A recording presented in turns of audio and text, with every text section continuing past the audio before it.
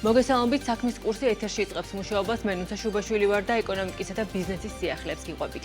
2024 წლის ოქტომბერში საქართველოს სავალუტო რეზერვები რეკორდული მოცულობით 627 მილიონი დოლარით 4 მილიარდ დოლარამდე შემცირდა, რაც ცების არსებობის ისტორიაში ყველაზე მკვეთრი ერთთვიანი ვარდაა. წლიურად სავალუტო რეზერვების მოცულობა მილიარდი დოლარითაა შემცირებული.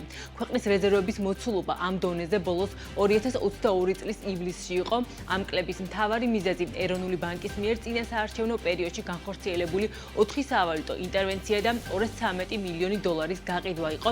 ამასთან სავარაუდოდ BIMACH პლატფორმით დამატებითი ინტერვენციების განხორციელება. როგორც ცნობილია, საერთაშორისო სარეიტინგო სააგენტო Fitch-ის შეფასებით, საქართველოს სავალუტო რეზერვები ადეკვატურობის ნიშნულს ჩამოწდა და BB-ის შეფასების მქონე სხვა ქვეყნების ნიშნულზე დაბალია.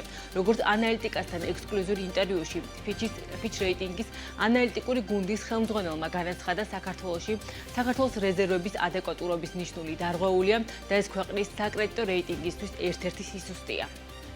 ეს მოცემულობა საქართველოს რეიტინგში სისუსტეა. რეზერვების დონეს რომ შევხედოთ, სექტემბრის ბოლოდან მოყოლებული რეზერვების მოცულობა მიმდინარე ანგარიშის გადახდების მხოლოდ 2.6 თვეს ფარავს. ეს საერთაშორისო სავალუტო ფონდის მიერ რეკომენდებულ მინიმალურ ზღვარზე 3 თვეზე დაბალია. რეზერვების ადეკვატურობის მეტრიკა დარღვეულია. ამიტომ მიგოჩნია, რომ ეს საკრედიტო რეიტინგი სისუსტეა. მიგოჩნია ისიც, რომ თუ საქართველო მოახერხებს, რომ მიმდინარე ანგარიშის უფრო მცირე დეფიციტი ჰქონდეს, ის შეძლებს პოტენციალის რეალიზებას. თავისი რეზერვების გაზრდას დროთა განმავლობაში და მეტი პირდაპირი უცხოური ინვესტიციის მოზიდვას, ეს ყველაფერი დადებით გავლენას მოახდენს რეიტინგზე. დიახ, რეზერვების მოცულობა დაბალია, მაგრამ ჩვენ ვერ ვხედავთ კრიზისის მყისიერ რისკს. მაგალითად, ჩვენ ვერ ვხედავთ მნიშვნელოვანი კაპიტალის გადინებას ქვეყნიდან. თქვათ, უცებ რომ ადგნენ ათასობით რუსი და უკრაინელი და თავიანთი ფული გაიტანონ ქვეყნიდან, ეს ნამდვილად იქნებოდა უდიდესი წნეხი ლარზე, მაგრამ დღეს ეს არ ხდება.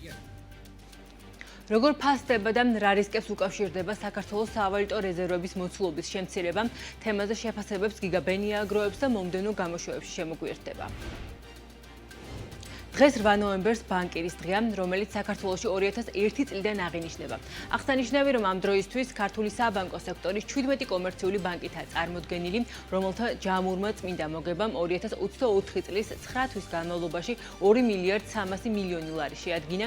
ეს მაჩვენებელი წლიურად 255 მილიონი ლარით, ანუ 12.5%-ით გაზრდილი მაჩვენებელია. მოქმედ ბანკებს შორისაა ციფრული ბანკი Paysera საქართველოს, რომელიც ქართულ ბაზარზე დაახლოებით წელიწად ნახევარია ოპერირებს.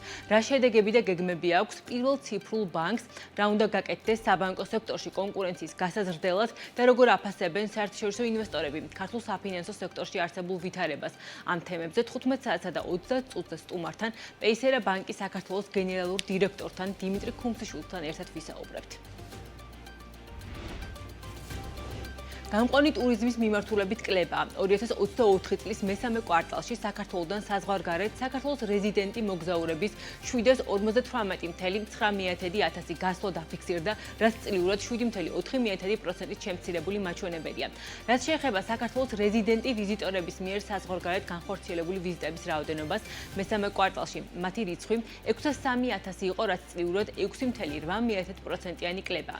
მესამე კვარტალში განხორციელებული ვიზიტებისას გაწეული ხარჯები 676 მილიონ ლარს გაუტოლდა, რაც წლიურად 14.1%-იანი ზრდაა.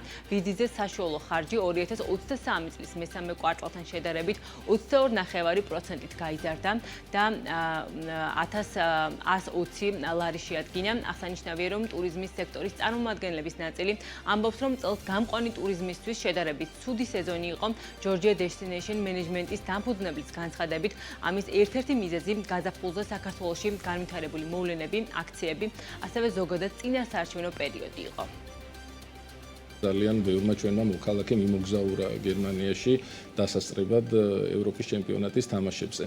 ამის მიღმა კი საკმაოდ რთული და მძიმე სეზონი გამოდგა ტურისტების გაყვანის კუთხით, იმიტომ რომ ამას ხელი შეუშალა ჯერ საგაზაფხულო აქციებმა, საგაზაფხულო აქციების გამო მოსახლეობას არც სურვილი, არც ხასიათი არ ჰქონდა მოგზაურობის და საკმაოდ სერიოზული ვარდნა იყო ჩვენს ბაზარზე რეალიზაციის, ავიაბილეთების და სამოგზაურო ტურების, ხოლო შემდეგ უკვე ზაფხულის მერე დაიწყო წინასაარჩევნო პერიოდი, რომელიც ტრადიციულად დაბალი აქტივობით გამოირჩევა ხოლმე.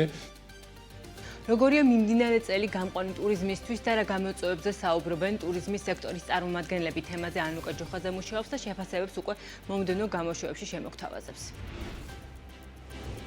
წელს სამ კვარტალში ბაქოს უფსის მილსადენით 1 მილიონი ბარელი ნავთობი გადაიზიდა. ბიპის ანგარიშის თანახმად წლის პირველი 3 კვარტლის განმავლობაში ხანგაჩალის ტერმინალმა დაახლოებით 166 მილიონი ბარელი ნავთობის და კონდენსატის ექსპორტი განახორციელა ბაქო-თბილისი-ჯეიჰანის მილსადენის გავლით. აქედან 165 მილიონი ბარელი ბაქო-თბილისი-ჯეიჰანის ნავთობსადენის საშუალებით და 1 მილიონი ბარელი ბაქოს უფსის ნავთობსადენით. აღსანიშნავია, რომ უკრაინაში ომის დაწყების შემდეგ ბაქოს უფსის მილსადენით ნავთობის გადაზიდვა ფაქტობრივად გაჩერებულია. სამაგიეროდ გაიზარდა ბაქო-თბილისი-ჯეიჰანის ნავთობსადენის დატვირთვა. წელს ნავთობსადენით 21 მილიონი ტონაზე მეტი ნავთობი გადაიტანეს. 2024 წლის პირველი 3 კვარტლის განმავლობაში ბაქო-თბილისი ერზერუმის მილსადენის დატვირთვა დღეში 61.7 მილიონი კუბური მეტრი იყო. 2024 წლის პირველი 3 კვარტლის განმავლობაში მილსადენის საოპერაციო დანახარჯი ჯამში დაახლოებით 60 მილიონი დოლარი იყო და კაპიტალური დანახარჯი დაახლოებით 13 მილიონი დოლარი.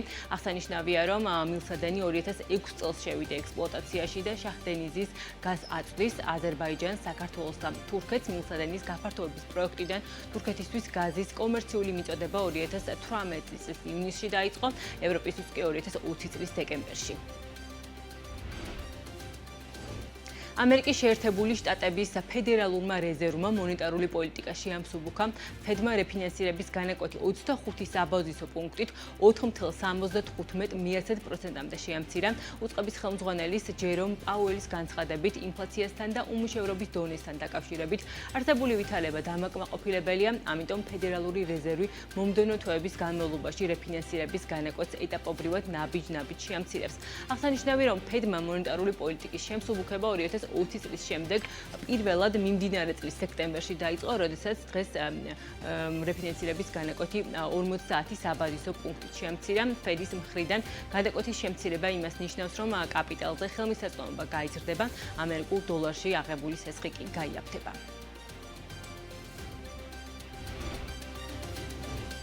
ასეთი იყო ამ დროისთვის საქმის კურსი. ჩვენ ერთმანეთს 13 საათს და 40 წუთზე შევხვდებით დროებით.